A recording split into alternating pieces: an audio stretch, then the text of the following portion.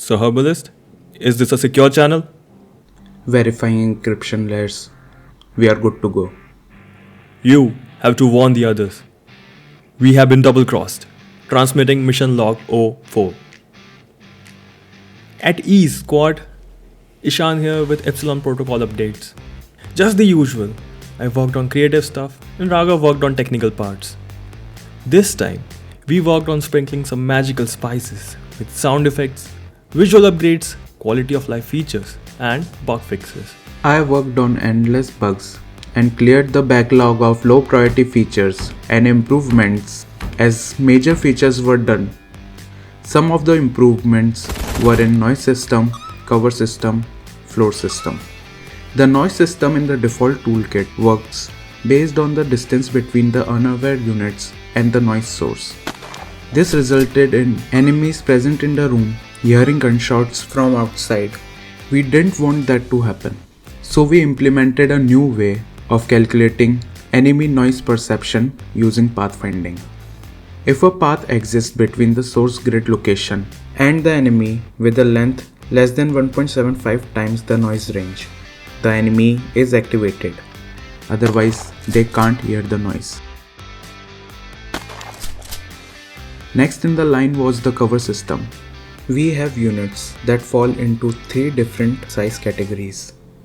Dog in small size, most other units in medium size, and tanker and other big units in largest size.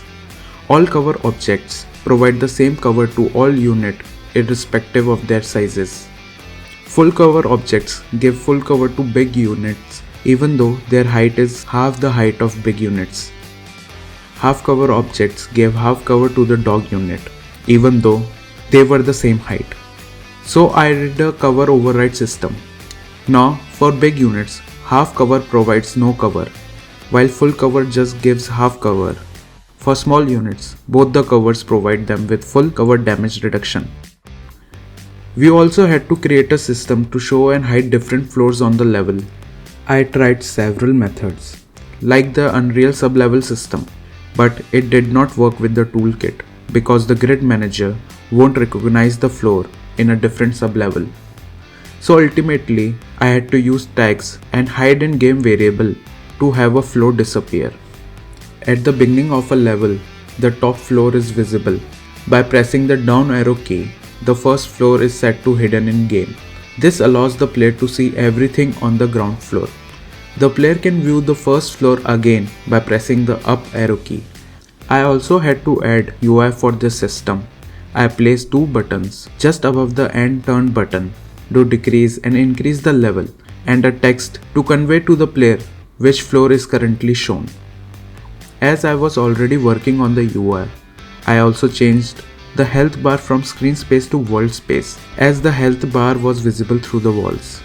While I was working on these changes, I also looked for sounds for the game and started adding them. I added a lot of different sounds, from gunshots to heart noises to footprints.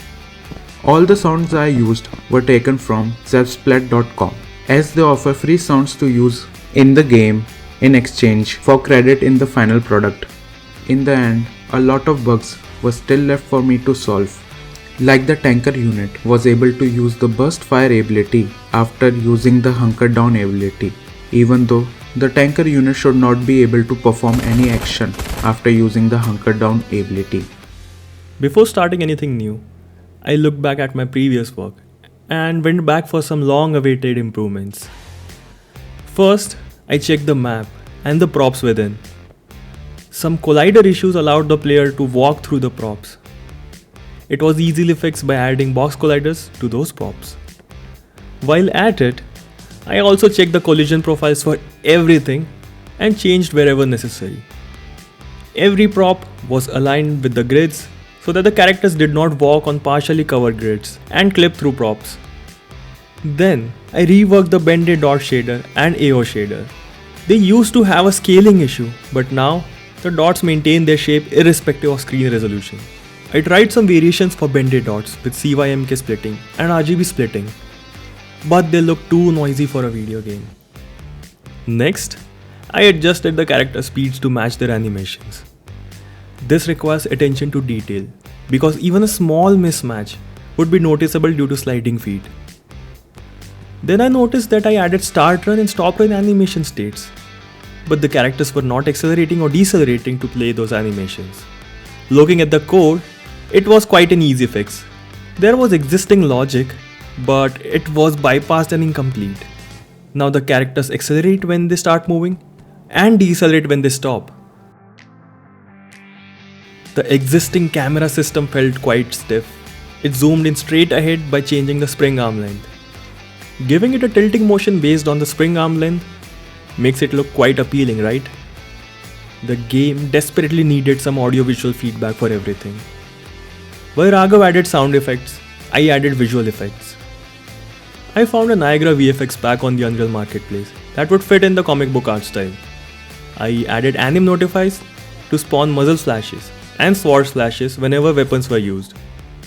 I had to duplicate and composite some Niagara emitters to create a 3D illusion because the 2D effects look out of place for explosions and smoke. I created Niagara effects using textures and a simple jittering particle emitter for the bandage and medkit actions. I also created a similar emitter for adding turn point actions with the particles converging into the unit.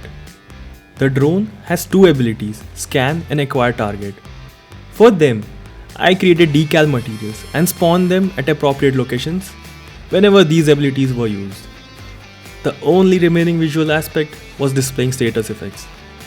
Instead of the standard boring approach of displaying a tiny icon on the UI, I wanted to have in-game visual cues for them.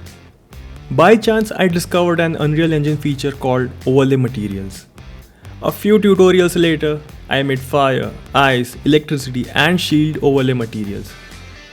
But they were still bland. Then, I found an extremely cheap overlay material pack on the marketplace.